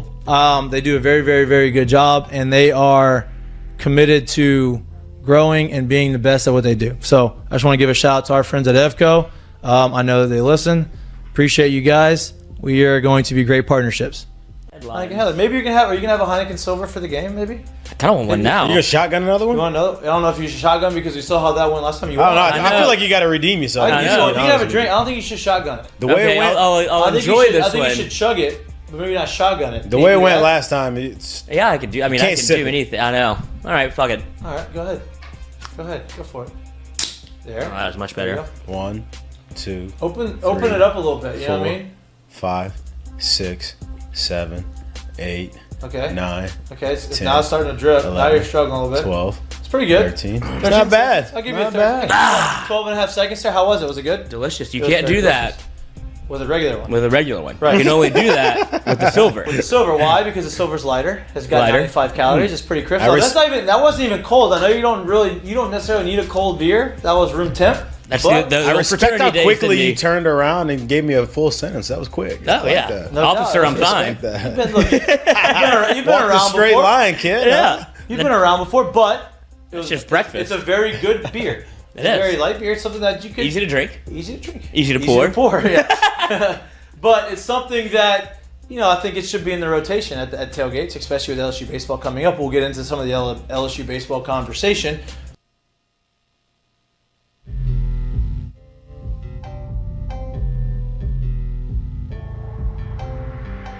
Welcome back to Mik'd Up. We are going to flip the script and move on from baseball to basketball because we're watching March Madness. Baylor's kind of running away with this thing now. It's over. Is there another game on right now that we can turn on? Let's go check to real quick. VCU St. Mary or Marquette. Okay. So CBS or TBS. Either one of those. I'm work. hoping. I mean, it's hard to live up to what happened yesterday when you have two. Well, double I digit- picked all the 12-5, so let's go to the TBS. Okay. So VCU is playing St. Mary. VCU is down 1.5. The second half's about to start. But we have over 45 people in our bracket. It says 45 plus. 45 plus in our bracket challenge. We appreciate everybody who signed up for that, which is great. Love that. I'm gonna run this thing. I am ranked 30th. Now I'm tied for 30th with a bunch of other people. Joe Schwartz, who was on our show on Wednesday, is tied for first with one other person, and the other person is Caden Hooks. They are both tied up with 160. Now, Joe's got Arizona going to the Final Four. He's got Texas playing Alabama in the finals, with Texas winning the whole thing. He did call a couple upsets, though. He did. He called the Furman upset. What other one did he call? Let's see. Let's pull him back up. He called A&M getting bounced. He did. He made me. I'm glad he told me that, and I was right. I knew Texas was better than that. I just didn't even pay attention. I went too quick, but I went back and changed that, which is great because A&M lost. So he had Furman. Damn. See, my Charleston lost. That was a 12-5. I lost that one. San Diego State. They were in it for a minute, too. I know. It was tight. It was tight. I watched more basketball yesterday than I've watched all year. And I don't know. That's what happens. The tournament does. I feel like there had to be something on the line for me to Penn enjoy State, it. yeah. He had Penn State. Penn State beat the shit out of A&M. Oh, did you see, oh boy, he was cooking. I think 8 for 10 from 3. Smooth stroke. Nice. He had Oral Roberts over Duke. Didn't happen. Didn't happen. That's another 12-5. I had Duke winning that one, I believe. Nothing called love. I have Providence over Kentucky tonight. That is what I have. He also had. I mean, he did pretty well. I mean, obviously he's number one. He's leading for a reason. He had a couple upsets. Lloyd, how'd you do? You didn't even do one, huh? I did. Let me see. I think I'm in 4th. If I do remember correctly. Let me pull up. Are you my Lizard bracket. King? Yes. Why are you? How do you even see who's leading? I don't even know where we see that. I don't know how these brackets work either. I just looked at it. I just clicked on the bracket and I've clicked on all the members. Yeah, I am in Hey, 3rd. you did well. I'm proud of you. Thank you. You have Arizona going to the Final Four too, huh? Do No, I? Elite Eight. Elite Eight. That's not bad. That's not bad. So my Final Four is You have Kansas State going to the Alabama, Final Four? Kansas State. That's one of those things where you're doing the bracket and you keep kind of like, ooh, I should have picked that upset. Kansas State almost lost LSU. They Well, should have lost LSU. LSU was sneaky. Sneaky good. If you put them in the tournament, anything could have happened. I'm sure. I mean, look what happened in the SEC tournament. Yeah, they won one game. It only takes one coach to get you rolling. Yep. Who do I have Kansas State upsetting? That's unfortunate. You had Kansas State beating Montana State, and you had Kansas State beating Providence. You had Providence beating Kentucky, and then you had Kansas State upsetting Marquette. Okay, I like that. I'll roll with it. Kansas State's a 3 seed though. Yeah, it's not terrible. Octagon of Doom. They played at home, fighting Michael Beasley's. It's the last time I watched him play. Who was in your final? Who was in your Final Four? My Final Four is. There's a lot of people tied at 30. Yeah, you're in it. I mean, you got it. Who do you have winning? Houston. In So Houston. that's not going to help you. Everybody probably. In that I have 30. Alabama, Marquette, Houston, and UCLA. So all 4 of my Final Four teams are still involved. I did have A&M. Not everybody can say that. With the Arizona loss. Oh, I didn't change that A&M thing. You said you were, too, on the show. I know, I forgot to change it. No, I have Texas, but I forgot to change it. I did change it. I don't think I saved it. That's what happened. Got to save your work. Gotta save your work. That's a bad one. It's a bad one. Mitchell? I had my Final Four was Alabama, Duke, Houston, and UConn, with Houston winning it all. I had UConn upsetting Kansas, I think, in the Sweet 16 is where they would meet. Or maybe Elite 8. No. Yeah, Sweet 16. So Alabama, Duke, and then... Kansas? No. And then Not in Kansas anymore. Houston and UConn. Hurricane season was over. Houston beats UConn, Alabama beats Duke, Houston beats Alabama, but now Houston's got their best player hurt, and so that might not be good for me. And Brandon Miller didn't score a point. Got a bad groin. That might not be good for me either. He'll be back. Plaxico Burress. He'll be back. No, stop. He'll be back. Wow. I had to go and had to go delete a tweet on our thing from Jack. What was it? Just there's no there's no reason to just keep pouring fuel on that fire. What fire? You know the fire. Oh, you know the fire. You know the fire. Oh, you know. I don't. We're talking about Brandon Miller.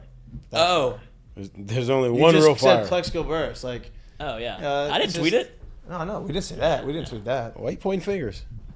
Twitter fingers. All right. Turn to trigger fingers. Okay. If you're Brandon Miller.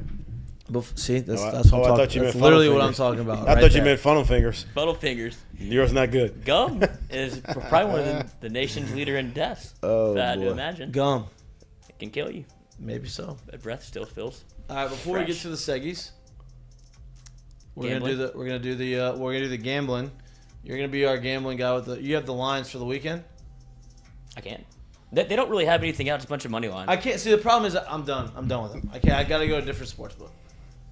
Well, that's baseball is just the toughest one to I know, college but baseball. but Nobody puts anything out. Caesar Sports doesn't. Other ones do. Yeah, I had to get this one on Barstool. There you go. Whatever to go. one Hunter Fournette's using is that's what we're pivoting. Which is DraftKings. DraftKings. All right. So okay, let's go with our predictions for the weekend. Well, And you what can you give me the got? lines. Game Actually, by give me- game. Give me the lines. There's no lines. I'm Oh, telling that's you. right. That's right. That's right. It's minus 186, like money line. That's the only, okay. All right. Prediction for the weekend. Lines or no lines? No There's lines. You didn't have lines. Just what I think of what's going to happen on the weekend. Yep. I'm going to go with an LSU series win. Okay. Not a sweep, just a win. What Do games? you know what game they're gonna lose? I'm going to go with they lose a Saturday game.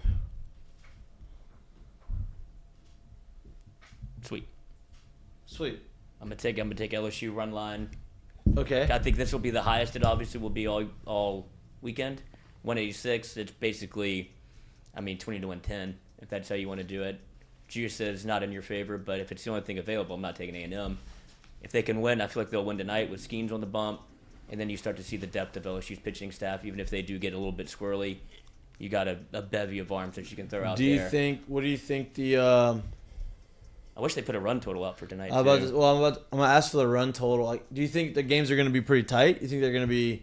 How do you think they're gonna run away with it? I think Saturday will be tight, like you said, just because coming off a Friday night where you can probably ease into it a little bit. I feel like the confidence is at an all-time high whenever Skeens is on the mound, not just for him, but even like the lineup. You don't have to press because you know he's not going to put a big number up. So ease in. Maybe Saturday gets a little dicey, earlier start. So I can see that St. Patrick's Day, they probably want to be here. You know? Nobody gives a shit about St. Patrick. When you're playing, you don't care. Oh, yeah, you do. They don't even know what St. Patrick's Day is. Oh, St. Patrick. Why is there so much traffic? Oh, St. Patty's Day. Oh, I forgot. They don't know what that is yet here. Have we ever had like a home series during St. Patrick's Day? Oh yeah. Oh yeah. That's not a thing as a player. I know. I'm just Yeah. talking about from my I perspective. would say that's not really. Just roll up there, just blitzed at 6 p.m. But I think that LSU wins the series. I don't think that they sweep. I think the games. I think the first two games are gonna be tight. Oh, Hunter Fournette. I think the first two games are gonna be within four So runs. which one's the loss come in? I think they lose. And see, this is what I want. I think a sweep is possible. No, it's possible. Yeah. I think that they lose a Saturday game. I think it's a tight game. But if they go ahead and they win those first two, I think they sweep the series. And I think the Sunday game will be the largest discrepancy between runs. I think tonight's And the other game two. gets tight, and when I say they pull away, I think they end up winning by 4, maybe more. But that's a pretty tight game when it comes to here. I'd say my bold. I never did this. My bold prediction on the season is that Paul Skeens will have 2 or less losses on the year. Okay. Cool. I like that. I'm on that. I think. Where are they coming? Or do you think? Yeah. That you can't predict. Yeah. If I do that, you might as Bump in well the just go road. ahead, give me your password. I'll just go through all your work for you. Chat GPT. Are they trying to do Chat GPT? What is it called? Chat GPT. GPT. For like predictions on this kind of stuff. I mean, Can you it's do not that? a bad Can idea. you try that? I don't know if it could predict the future because I know it goes back. It only goes to. It's like reference. Its database is only updated to like 2019, I think. So Okay. it would take. I Like got the you. 2019 LSU team. I got you. What about like stocks like that started in 2019? Yeah, Could maybe, that? yeah. They had South Park write an entire episode. Like they used ChatGPT to write a whole episode. How'd that work? They just put how the app works. They just No. put it in the How did description. how did the episode? Did they have they? They had to come out and say that they did it because people were like, this episode is weird. And it's like, yeah, the computer wrote it. And it's all about That's funny. like girlfriends, like texting your girlfriend back and forth, and how guys hate it, and girls are obviously like always clamoring for like you to text them back or attention or what have you. So it's like, I just put her text into ChatGPT, it spits out an answer, I copy and paste and send it back, and that's how I saved my relationship with my wife. So it's pretty. I mean, it's an ingenious idea. Wow. So it's just, and it has like Stan sitting on the toilet, and he's just ChatGPTing back, like he's just going like copy paste, and like she's smitten. Wendy's all excited that he's giving her the time of day. And he's like, it's the computer that you're falling in love with. Okay. They're geniuses. Yeah. But we do have some run lines, courtesy of Hunter Fournette. All right. And our friends at DraftKings, possibly you. Florida -1.5 versus Alabama. Tennessee -2.5 versus Mizzou. Ooh. Arky -1.5 versus Auburn. Kentucky -1.5 versus Moose State. LSU -2.5 versus Texas A&M, with the over/under at 9. Taking it. I like that. To be honest with you, I think I like the under. Cold. I just think I think it's going to be both pitchers are good, and that's why I think a lot of these games are going to be tight. I mean, the run -2.5 is not a lot. Now Taking the 2.5. Taking the under. okay, I like the under. I'll take a 2.5 too. I think it'll be tight. I think that big hit, maybe 3-run. I think it's a 3-run game. I think it won by 3 6-2. on Friday. I can see that It's happening. going to be a home run, kind of like the Texas game, where it's like one. I don't know if it's a homer. I mean, I don't. I would like to see them go through the game with driving some guys in without hitting the homers. That'd be nice. Yeah. So yeah, that's I think my they have prediction. one multi-run inning, and then they scratch a couple more and a couple. Probably. I think you're gonna see. I think you're gonna see Christian Little get a couple saves this weekend. Oh, multiple appearances. I think it'll be his first. I wouldn't be surprised by that at all. I don't know that they'll both come at the back end, but I wouldn't be surprised by Yeah. that at all. Well, I say that. I mean, if I said the Sunday game is going to be a blowout, there's no save there. So I think he's gonna get the save tonight. But I'd love to see him come in for, like you said, 8-9, and just see him yeah. slider his way to 6 straight outs, punch him out. Let's go to the dugout. All right. Speaking of the dugout, Speaking of the dugout, how's the dugout going over there? yeah. They chat a lot of chatter. Yeah, chatter from the clubbers boys. are bumping Anything else? today. All right, let's go to the segments. Oh man. Oh, here we go. What happened? Oh, did you see what A&M's doing? They think they're slick. For the fan promotions, they're doing the bubble gun again. Which, I mean, how soft can you be? In my mind, it just. I thought that was always a thing there. I know, but you can't let that get out of hand. That can't be your calling card. Like, Why? Why? I mean, bubbles aren't very intimidating. Yeah, but it's not. It's supposed Yeah, to be but aggravating. they're distracting. And yeah, Oh, that's true. I don't know. they're calling cards the ball 5, ball 5. Oh, you don't want to get caught up in that ball whirlwind. 6. 6. I'm like, Who'd that happen to? It was a couple of years ago. Where they some- got to like 11 or something. yeah, I mean, it almost felt mean. Yeah. This guy's up tough. here battling. You got to turn him into Rick Ankiel. All right, give me. Oh, and for Saturday's promotion, they're giving away corn dogs, Jackie, to the first like. Did you 500 just make that people. up? No, That's the one that's like, okay, that's played it all a little thick. yeah, we're stretching that one. Come Yeah. on. I can't believe Get that's it. still around. Like that's. They I won't don't let even it. know. I never It got doesn't it from even the make start. any sense I to never me. got it from the start, and I still can't Smells believe like it's corn around. dogs. This I'm long. like, I've never ever in my life Never felt got it. like I've never passed by. Like I'm talking the most diehard of diehard LSU fans have been like corn dogs. you smell like a corn dog. Ever? I don't even know where that comes from. Me either. It obviously doesn't come from A&M, so they definitely bid it off for somebody else because they have not been a recent rival for a long time because Right. we're not in this conference. Right. So it's not very original by them. One. It's And an Ole two, Miss thing. Yeah. Is it Katy Perry? Is that how the whole thing started? I don't know. No, it was before that. Katy Perry just said it. It was before that. Oh, okay. I thought she was when she was No. on College Game Day that she When put she that was thing trying out. to get And Sunday they completely. Trevor Knight. Yeah. Well, how'd that go for you? What's he doing? Well, he was in college at the time. He was fine with it, probably. Yeah. Went to Oklahoma. I wonder if he did reach out to her. You think you have to shoot your shot, huh? No doubt. I mean, she was the most famous person on the planet, arguably, at that no time. doubt. And then Super Bowl, the dancing shark took a little tumble. But Sunday for Texas A&M promos on deck. Friday, obviously 2,500 bubbly blasters, courtesy of Pepsi, and then some fireworks. So appreciate that for celebrating with us. Saturday, 200 free corn dog vouchers. Sunday, they completely run out of steam. Probably feel like they'll be down 2-0. Pre-game face painter, and kids run the bases and autographs. So Kevin, Well, if that's you want to run the normal. bases, you can get out there again. Kevin. Kevin Lee had a guy my buddy that used to sneak onto the field at UL. They say kids. They specified kids. I imagine I that. think they should let everybody do it. No, don't work that way. They should do like an elderly. Yeah. Do we talk? We ever told you a story about when the kids used to come out to the outfield and get? So, was that on Sundays? That's on Sundays too, I think. The kids would run out with us during the national anthem. Oh yeah.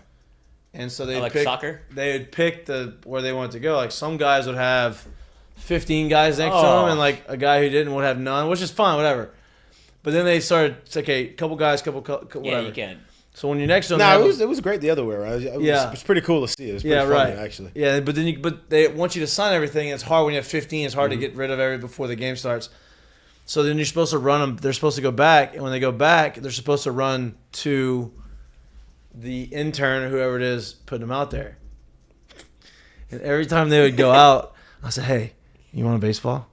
Yeah. All right. When you run back, I need you to run at home plate, and I need you to slide at home plate, or slide at the bases, or whatever. Okay. And they would all go, and they would just slide into the bags. And we got in so much trouble. Oh, I bet the ground crew was pissed. It wasn't the ground crew, it was the interns, because they're sliding there. They get so mad that you would start seeing the interns run out there and try to like make sure that they don't go. You want to know what my like all-time move in that situation was? Like literally through pro ball and everything. Because when we get out there, I'm like, hey, hats off. Got to sing here. Stand up straight. Going to have to sing the anthem. So they're all like, no way. I'm like, oh, yeah. They're like, oh. Like, oh, this is great. It's the best. It is the best. I make them all sing it. Yeah. Hats off, head behind your back. Oh, man. That's good times. All right, give me the mistake of the day brought to you by our friends where? Over at Doe's Eat Place. At Doe's Eat Place. Mistake of the day, courtesy of Doe's Eat Place, is, I'm sure we talked a little. What? Two, but we've talked a little, both college basketball related. Unfortunate move here for our guy, Kahai Clark, who ends his basketball career on an absolute low note for Virginia. He was the one that also won Virginia their title in 2021, I think, whenever he made the pass to get a buzzer beater or whatever. He does the exact opposite here where, a lot going on, momentum, the crowd, whatever you want to call it. But he struggled in the last 12 seconds, probably the worst 12 seconds of his life, I would venture to say. 67, 65, I don't know if how much time he thinks is left, but he just goes up and runs like a prayer. Yeah, it was Gets tough. it back to Furman. Furman, one pass, dribble shot, game. And the reaction of Furman, that was a very unathletic take to them. He wasn't even close to it. Watching, yeah. The reaction from the Furman guys in the locker room was like, he just threw it up. It's the right to me. He just threw it up. Yeah, I had no idea. Like, how did that happen? That never happens. Never happens. Well, but with a timeout. So when I first watched it, I was like, oh, he thought the time was not as, he thought the time had sped up on him in his mind. So he thought he didn't have as much time. One, and two, they must have not had a timeout. And that's why he was like, I'm just going to throw it down there. Let the ball, if I throw it out of bounds, I throw it out of bounds on the other side of the court. Yeah. They got to come all the way back or the clock's going to run out. Well, that was not the case. They had time to chuck it, guy catch it, pass it, shoot it, make it, and still have 2 point something seconds left on the clock for them to have the ball. So I was like, okay, so obviously miscalculated the amount of time and how fast time works. Just pressure. Right? And two, burst pipes. Makes diamonds. The moment must have gotten to. He had a timeout. That was the big thing. He had a timeout. How many times do you think he's replayed that in his head? Oh no, I feel so bad for him. Yeah, I really do. to. Like I'm not. I feel bad for him. Yeah, it's tough. March does. It's a tough situation. That's gonna be a stain on him for a while. Yeah, that's gonna be how he's remembered. Honorary mistake of the day. No politics here. I don't care who's the president or not. Politics. But I was waiting to see what he's gonna say. Politics. But Joe Biden, his bracket is officially busted. Yep. He had Arizona going all the way. That seems to not be what happened. And he put it in late. Put it in after like the 11 a.m. game's tipped. He waited a little bit. I guess he fell asleep. I'm not gonna fall right into the joke. I'm not gonna fall into the joke. I'm not gonna let you do that to me. He has LSU losing in the second round, the women's team. Oh, does he? That's okay. I don't think he's watching a lot of sports. He probably doesn't like Kim Mulkey. No, I wouldn't think so. All right. Let's go curtain call. Curtain call is brought to you by our friends down at Assure Partners. We moved them over here today. We just switched sides a little bit. And me. You can be back in there. And me. What? You want to go first? No, I just say I want to be back in there. Well, because when you were gone, you weren't part of the Assured Partners read. Oh, that's fine. Yeah. We'll put you back in. All right. What do you got? Curtain call. My curtain call is to the LSU baseball team because they made a statement getting off the plane. Not only travel with their pillow, which I think is a classy move. I always travel with one. Yeah, you got to. Not on planes. But on if a bus. you look, Bus trip, if you you got try to read the signs, they're all rocking the black forces. This is something I don't want to take credit for it, but for the LSU Alabama game in football this year, I busted them out. Said business trip. You know, Who else busted him out and said business trip this past season? I think the Football Steelers. season. Yeah, Mike So me and Tomlin, Mike Tomlin are and the boys. Yeah, but I think this is sweet. They all got the black forces. Yeah, it's It sick. can backfire, but I feel like this is a statement. It's sick. I Yeah. love that. And I love hopefully that. it continues all year. Every road trip, put on the force. If you get swept, you We won't had see to. it We again. used to have to wear suits. Ugh. On the plane, the whole Only ride. traveled. Only traveled. On the plane, yes. On the bus, sweats. Not on the bus. If we bus there, it was sweats. Issued sweats. Yeah, team issued sweats. Yeah, we had to wear a suit and tie for football. And I liked in the big leagues. I liked traveling in suit and tie. I thought that was like. I like traveling there in a suit and tie. I don't love it on the way back because it's very hard on the way out to get dressed, showered at a certain time without still sweating your nuts off in the. That was a rule. So if you got back, if you left and you got like going back home, you don't have to wear the suit. Yeah. You don't have to, right? Like especially if you got back late. But some people make you do it. Yeah, some people right. want Now, you to do nowadays they've changed a lot of it, and you don't. There's not a lot There's of a lot teams that wear different suits now. anymore. But I liked it. I it. liked Or at least it. that it's not mandated trip to trip at least. Yeah. Okay. Yours. My curtain call is to the beginning of March Madness. I'll give it to Furman and to Princeton. Furman taking down the 4-seed Virginia. Princeton taking down the 2-seed Arizona. Welcome. it's madness. It's madness. This is March. Love that. Opening round, right at your neck, right out the gate. Wait, Lots you to live up didn't to. put it Big down? upsets. You didn't put my link in there? I got it. Oh, okay. It's So on there. mine is to those two. And I like that. obviously, March Madness. Yep. My curtain call is to, we talked about the World Baseball Classic, talked about how entertaining the World Baseball Classic has been. I realized how old I'm getting by asking my younger cousins about, this is probably a few years ago, about Ken Griffey Jr. And like, who's that? You know, because they weren't around. I forget, because like Ken Griffey Jr. was like the cool, like he was the guy that you wanted to be growing up watching. And so he's known for his sweet swing. He's known for his athleticism. hat. Well, he's the hitting coach for WBC for Team USA for the World Baseball Classic, and he gets up there and he wants to go MVP. Same sweet swing, hitting homers, and that's nostalgic. And I mean, still got it. Now he's a little top heavy than he used to be, but Don't matter. Still a doesn't kid. matter. Can swing it. Still Hey, a kid. you know you were backwards hat and everything. You know you were the dude when you're 50 years plus, 50-year-old plus, and they still call you the kid. Yep. Love that. That's so great. Love that. Anyone to, I think I don't know who's challenging for his WBC batting average title. What was he batting? No one 508? really. You just said I got to come back and defend it. Yeah. So He's I the think he best. just want to show the boys I still got a little And I'll juice. tell you what he's not doing. He's not coming back. One of my all-time favorites, man. Yeah. That guy can play. Yeah. Him and Fred McGriff. Crime dog. Oh. All right. Hey, y'all All right. don't know that story. Y'all will never know that story. I don't know that story. You won't ever. Oh, Well, that's maybe great. you might. Yeah. Great story. Awesome story. And I got one more, an obligatory to an LSU. I want to get your thoughts on this because it's a little aggressive. But this cat is committed to play for LSU 2024. Which one? Pitcher. I mean, I bet. What the? That's aggressive. That's a little much. Is that the kid? Where's that, Barb? Uh-huh. That's that Barb? Let's rewind it. The catcher. And the I'm imagining they was There's a little just chirping Dragon the Ball entire Z. time. Yeah, I'd like to see him a little less than that. I mean, that's got some action to it. I Thing's wonder got- what the it's got- score it's is. got a little life to it too. He had 4 hits, 1 earned, I believe, but a complete game. Yeah. Barb wins. Oh, this Obviously- was like last night, huh? Yeah. Oh, hey, this kid's supposed to be the Yeah. real deal. I mean, I look at the Like run on this nasty. He looks good. He just. It's got some light. Like it explodes out of his Yeah. hand. Yeah. That's aggressive. How That's long aggressive. Hey, here's the thing. I love the attitude. I just like to see it channeled a little differently. Yeah, that's fine. But he's he's a kid. Yeah, right. Right now, he's Right, got emotions. some learning to do, and that's fine. But I love that attitude. I hope he never loses a bit of that attitude. Right. The catcher is unbelievable. I love that move. It's the catcher that made for me. Hey, he want all the smoke, though. I can tell you Dragon Ball Z. that. Hey, like all the smoke. What is smoke? I want it all. All of it. I like that. He's coming here. Committed to LSU. You gotta go pro. Good show, boys. Good Friday show. Is the weather? Let's see. Landed Victorian. Can't tell. Hopefully the rain has stopped. I am going to head back to the house, and then I'm going to get ready to go to the game. I'm actually dressed for the game. I just don't know. Going to the women's game? Yep. Fun. Yep. I'm going to the women's wife? game.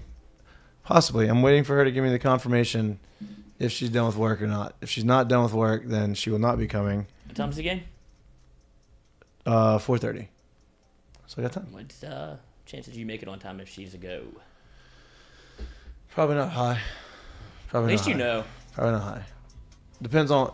She won't be a go though if she can't make it. If she can't get dressed, because she knows right now because it's gonna be hard to park and it's rainy and like she doesn't. So she'll know. So we'll find out. We'll see. All right. Well, enjoy St. Patty's Day. Enjoy the weekend. Green beer. St. Patty's Day Green parade. Heineken? Drink some Heineken. Drink. Do it like that. Drink. Yep. That's probably what you're gonna be feeling like at the end of the night, at the end of the day and night. Actually, here's the one thing about St. Patty's Day. If you're done by 4 sometimes, 5, 6, and you're sleeping by 8, 9 o'clock, and you're like, I wake up and I'm like, oh, I'm good. The worst is if you hit the bricks hard, and then you wake up at like 10 p.m. Oh, then you go out you're again? hungover, and you're just like, Oh, yeah. where did this come from? That And too. it's like, oh shit, I gotta go back I'm to sleep. old. Yeah, I gotta go back to sleep. Or you try to go back out would be an Yeah. all-time move. How late did you make it last year? I made it till the whole thing was over. Yeah, that's incredible. I didn't go out, but like But you saw all the concerts. Like what I that is- saw. Well, the whole point was to stay for Manny Fresh. Yes. I wanted Manny Fresh. We stayed there for that. You were there I was there. That's what you look like. for Manny Fresh. You were there. I was there. Yep. All right. Enjoy the St. Patty's Day parade. Dress warm. I will be on there. Look for me. I will try to pepper you with some footballs that I bought from Party Start Here. Everyone got it. A free plug. So free plug. But I got the footballs. They not a lot of stuff in there. A lot of picked over stuff. But I got some beats and I got some footballs, and I'm going to try to pepper as many people as I can with the footballs. What's the velocity? Depends. Pins. How many, Have I had some time to get? How many has he turned up? That's what. Yeah. Exactly. How many? Was it like aggressive, or Am I- people like Mikey's am I- fucking letting it rip on? No. So I won't be aggressive here. I'll be aggressive. I'll throw like go deep. Oh, okay. A lot of deep balls. That's fun. Like maybe if I get to the balcony, like when you get to the overpass, you get the balconies. I try to reach the balconies. You're such a child. That's what I try to do. I am a kid. Knocked the power out last year. Wasn't that you? I did not do that, but Football. Something did. I saw it happen. Did you? What happened? It was like one of like the streamers, like were part of a float, was just fluttering in the air. Oh. And it right into a transformer. And I Wow. was like, oh, that's probably bad. And it was like, yeah. And you saw it blow up? Uh-huh. Wow. It was wild. And I And was like, I hope and that then doesn't. Earls went dark. I was like, I hope that doesn't. How did you look at it? Wow. I hope that's not bad. It's gonna be it's gonna be a little chilly, not rainy, overcast. It's gonna be a fun time. Yeah. Enjoy the weekend. We'll be back here on Monday next week. We're gonna recap the weekend. Hopefully, a LSU series win on Monday here live from studio 6 to 8 p.m. Please be safe. I like that. We like to have you back watching our show on Monday, and enjoy the rest of the March Madness throughout the course of the weekend. This first round of games, first round, second round are always the most exciting. So, most dangerous thing for St. Patrick's Day, if you want to make it, right, is temper yourself on the Jello shots. It's like eating an edible. It'll settle about. I made some before we got here. Yeah. Oh, you made some today already? Mm-hmm. Wow. You made them? Wow. Early day. Mikey the homemaker. I mean, I was the one with the house. Or the I Jello figured shot maker. I made those. I made my round of them. I'm sure she'll make some. I'm sure Allie will make some more when she gets home. But At one time, that was such an endearing Oh, he was impersonation. He was America's dad. who? Mikey Jello. used it. Oh, Not so more. not anymore. Yeah, that's not it. Not anymore. He's out. He's free. Okay. Yeah, man, OJ. Anyway, see y'all next week. Anyway, see y'all next Monday. Enjoy your weekend. Be safe. If you like watching us and you Go enjoy watching Everclear, us, Vodka. if you enjoy watching us, Please like and subscribe to our YouTube page. Share it. Tell a friend about it. Bring them on. Please click the like, though, because it does help us out. The thumbs it makes, up. Yeah, the thumbs up helps us. If you don't like it, give us a thumbs down. The interaction is good. If we caught your attention for a little bit, like Just if we click draw something. you, just go ahead and click something. Why not? Click something. And if you can't watch us and you like to drive and you commute to work and you do all these types of things, you're in the car a lot and you listen to us on podcasts or anywhere you get your pod, we appreciate the love and support. We'll see you on Monday. Enjoy the weekend. Peace. Pinch Mikey if you see him tomorrow. Wasn't going to let you do that to me, Lloyd. Retroactive. Wasn't going to let you do that to me. What? I knew.